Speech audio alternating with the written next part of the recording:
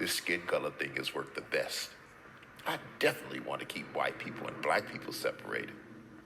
As long as I can keep black people bitter and white people offended, I'm good. Hopefully black people will never forgive. That way I can continue to use them.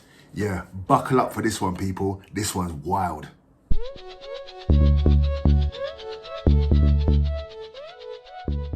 What's good, people? It's your boy Marky Ryder, back with another video. Today, we're going to be analysing an interview with Lucifer. Yeah, Lucifer, the big man downstairs. The interview was conducted by Ivan the Evangelist. I'm going to credit him in the description down below.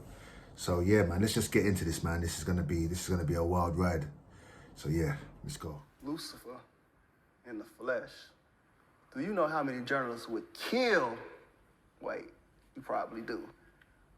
First, I want to say thank you to agreeing to this interview, because I know you are a very, very busy person.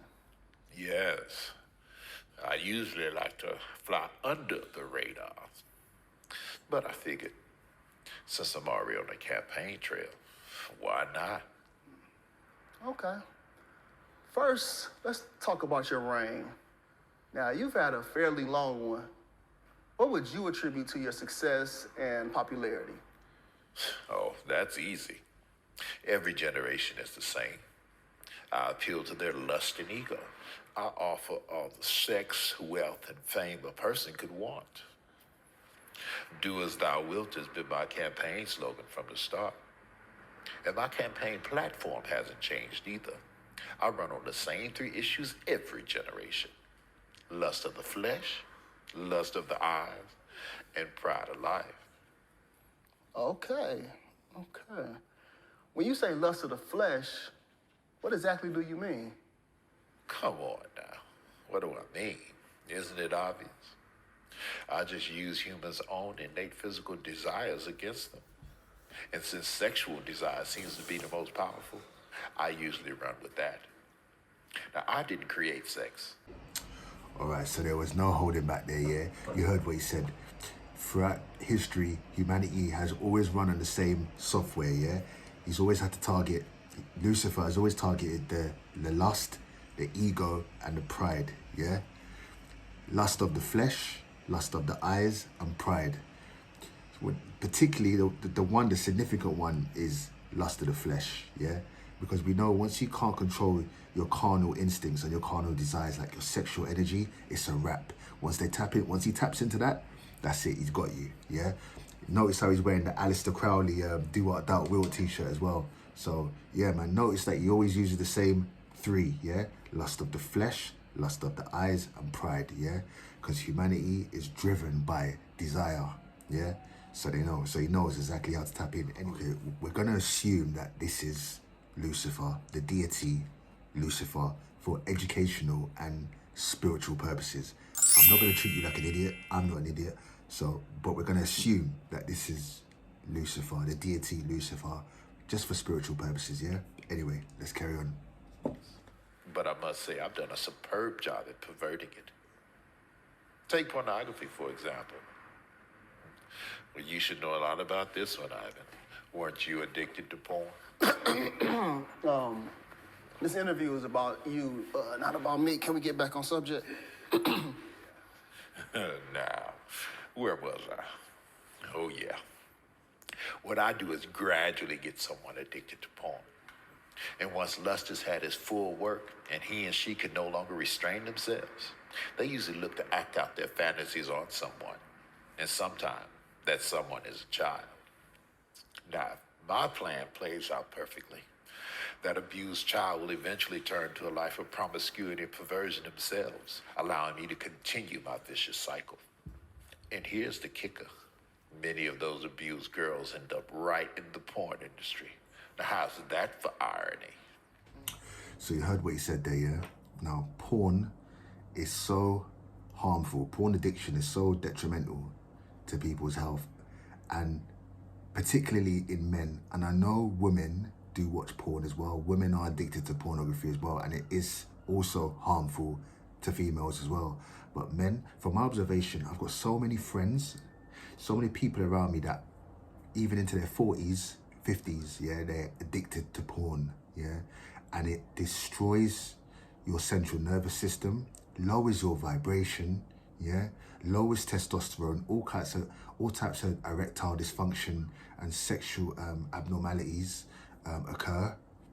Perversions, it creates neural pathways that makes people sadistic, yeah, to the point they can't really bond or have meaningful, intimate relationships with people, yeah. They can't even make love, real, genuine love to their wife because of that, yeah. And you heard what he said. Normally, when people engage in porn, it makes them become a bit sadistic and they start turning their attention to children. And we know what's happening in this world, yeah? Satanic ritual abuse is happening, is rife. Child trafficking is rife.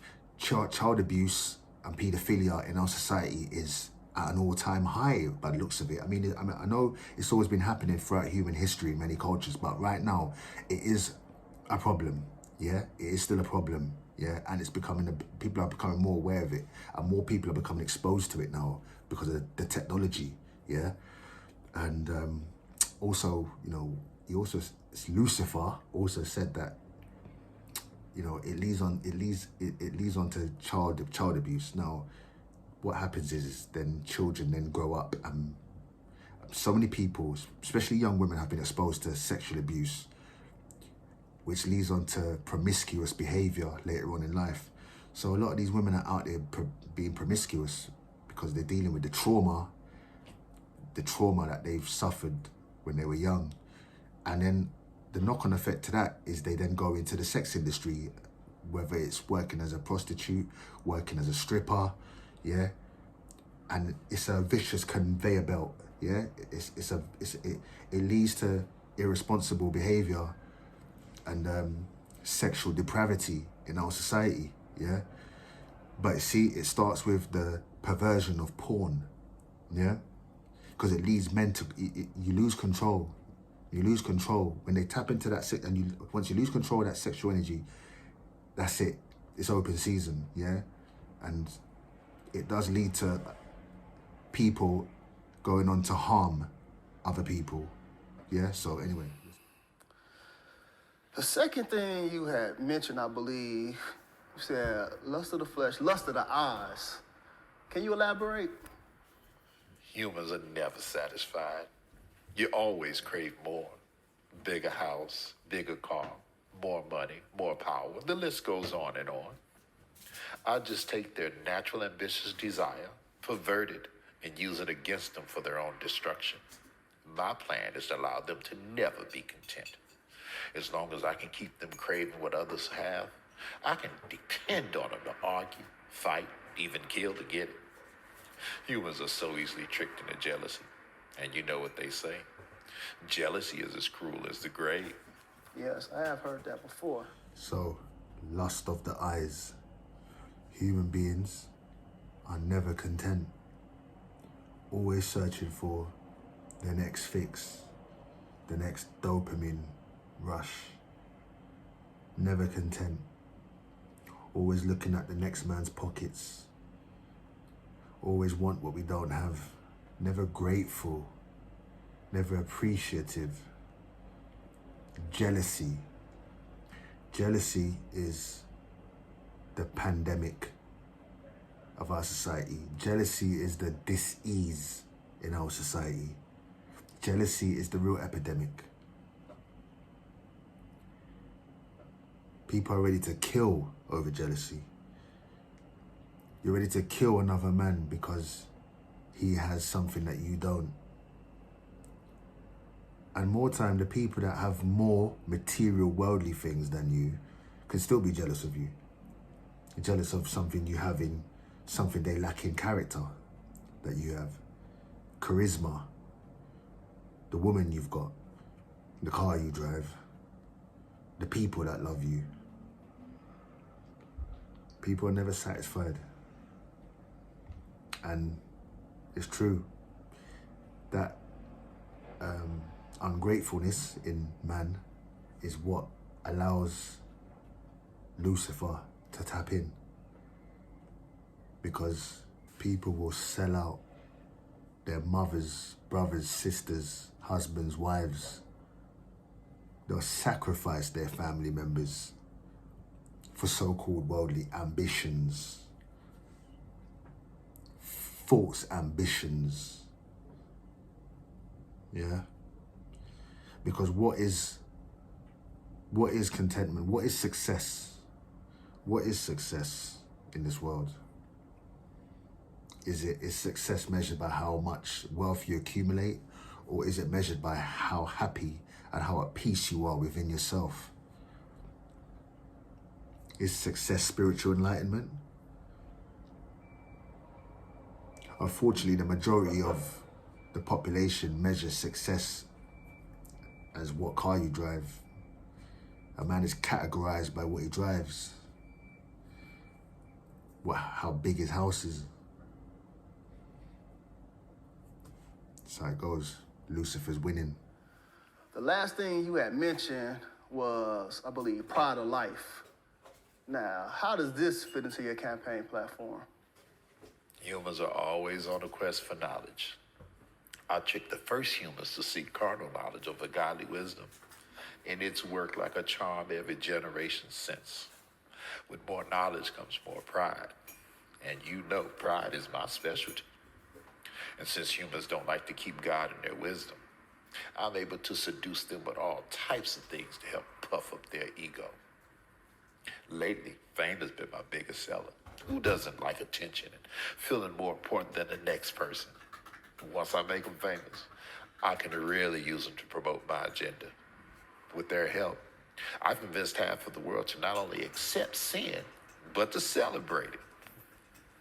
Do you know what has been my most enjoyable pride campaign to date? No, what? Well, my gay pride campaign, of course.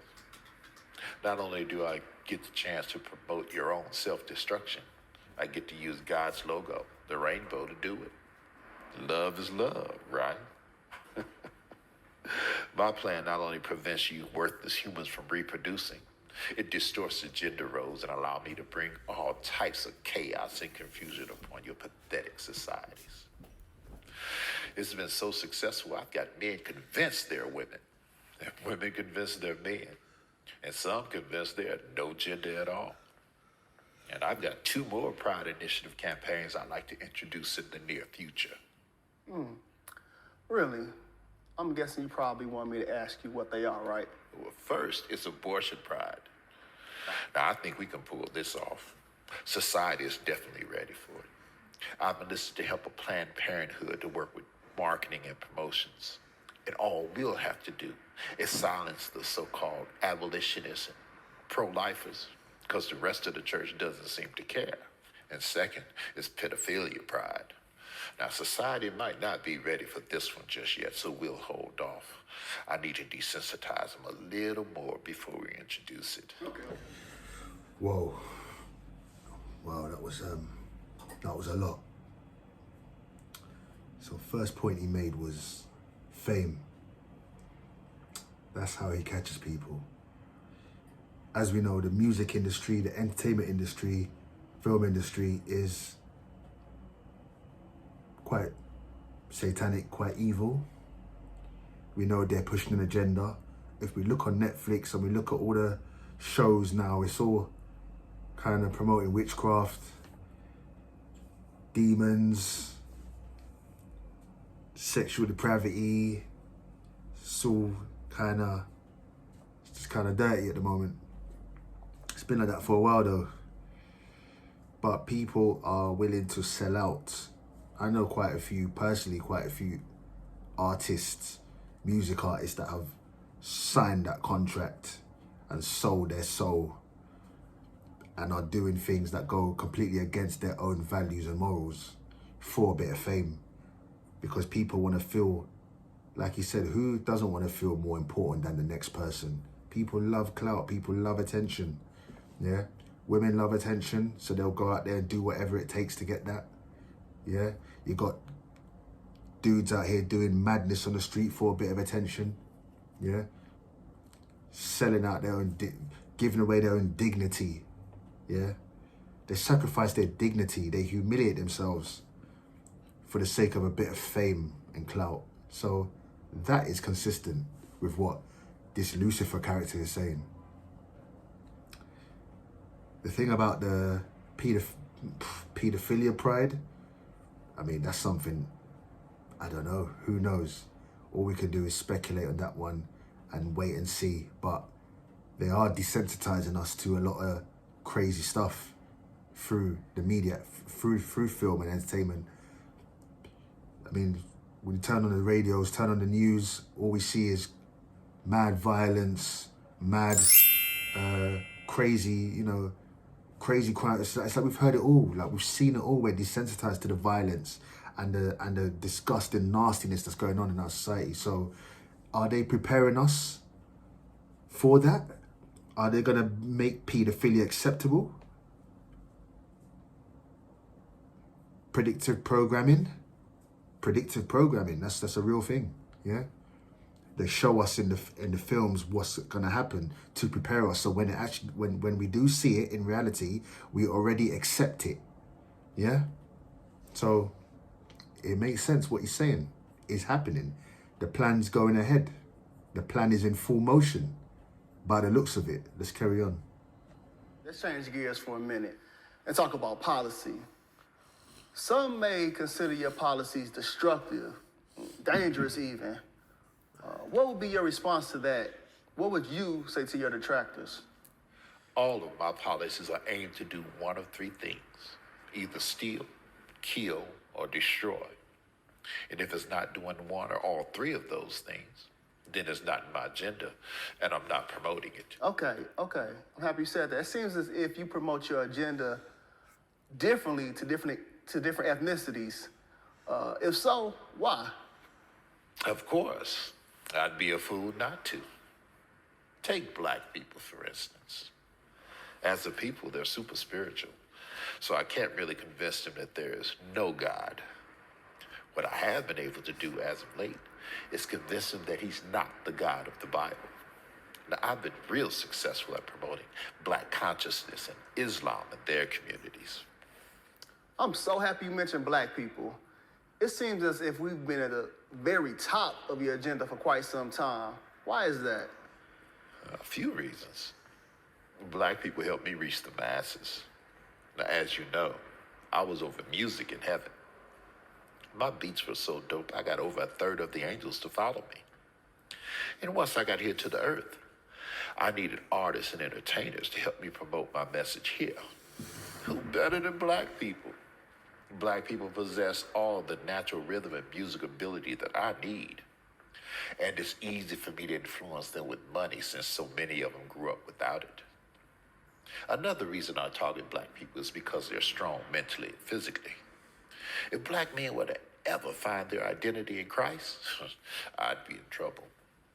So I try my best to destroy the black family structure and keep black men away from his family and the church. Drugs and incarceration are a couple of my more popular means. Without the head of the household present, I can become the head and influence the children without too much resistance. So you mean to tell me that your policies are intentionally racist against black people? Racist? This has got to be the best law I've ever come up with. Now, I can't believe that humans still believe they're different races. But to answer your question, yes. It has always been my policy to target and isolate a group of people. And out of all my strategies, this skin color thing has worked the best. I definitely want to keep white people and black people separated. As long as I can keep black people bitter and white people offended, I'm good. Hopefully black people will never forgive. That way I can continue to use them. As long as he can keep black people bitter and white people offended, they will never ever come together. Wow, that's a real profound statement. That's exactly what it is. Keep us divided, segregate communities, keep the division, and will be easier to manage. Stop us from uniting. I also like what he said about humans are still buy into racism. Humans still think that we are different races. That one was a very telling statement. And racism, I think, was one of his biggest inventions, one of his best creations. Psychological warfare. Because if we subscribe to the idea that we are different, we will constantly keep us in a state of conflict. I also like the fact that he mentioned earlier at the beginning about music. Music was Lucifer's thing. And the black community, the Mennonite community is the easiest vehicle to push that, because the black community, black culture is extremely influential. It can push his policies because he said he has 3 policies. His policy is either to kill, steal, or destroy. Yeah? Those are the satanic Luciferian policies. Kill, steal, or destroy. Kill you through destructive behavior, through actions, through evil actions, taking toxins, drugs, alcohol, to steal your money, steal your soul, steal your spirit, steal your happiness, steal your peace, steal your innocence, and your ultimate destruction. Yeah? And black people, the black community, love endorsing all that through the music. I'm sorry to say, when I listen to the music these days, it embodies those 3 policies almost to a T. So it seems like, he is upholding those policies very well. Let's carry on. Okay, my question is, what role, if any, does your administration play in this black-on-black crime epidemic? Well, as great as my administration is, we can't take all the credit for this.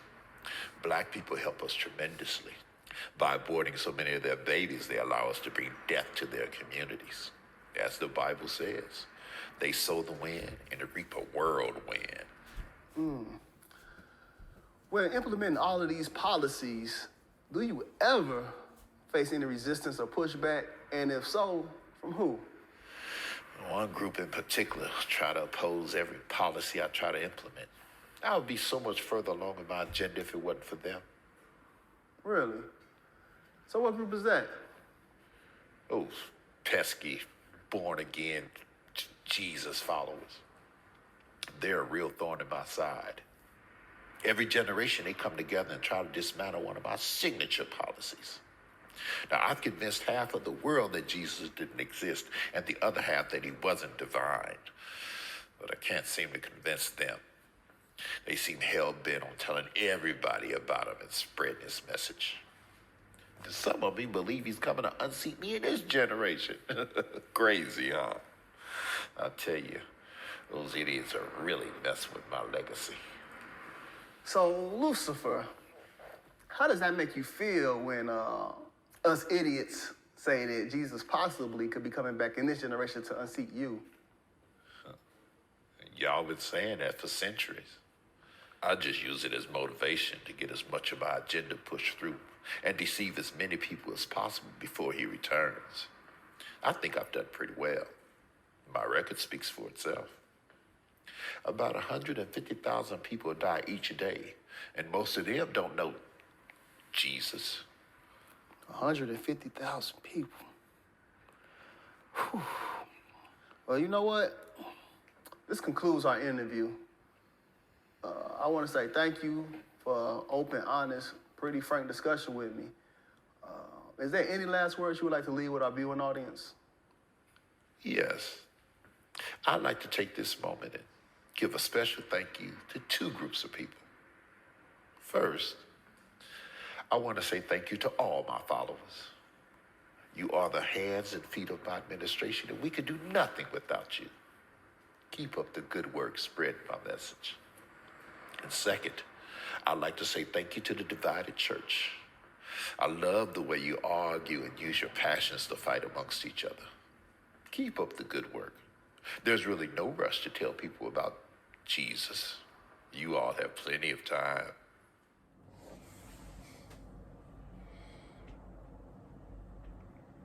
The greatest trick the devil ever pulled was convincing the world that he doesn't exist.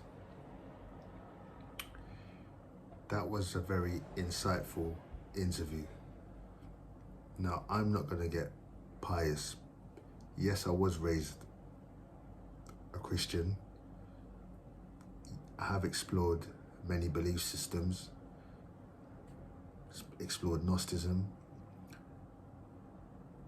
bit of esoteric knowledge, touched on Islam, Buddhism, Taoism, but I'm about my Bible. A lot of the teachings in the Bible resonate with me. There's a lot of teachings in the Bible that I believe are relevant to the times we're living in. I'm still on a spiritual search, but yes, I was raised a Christian. But whatever Lucifer represents, whether he's the embodiment of evil, whether he's a representation of the lower self, as opposed to God, the higher self, whether he's part of the duality of light and dark, the message is still consistent with the reality that we live in. A lot of what he said in this interview resonates with my reality. And the way he thanked his followers for their dedication in pushing his agenda at the end, I think was very telling as well. But the interview's open for speculation.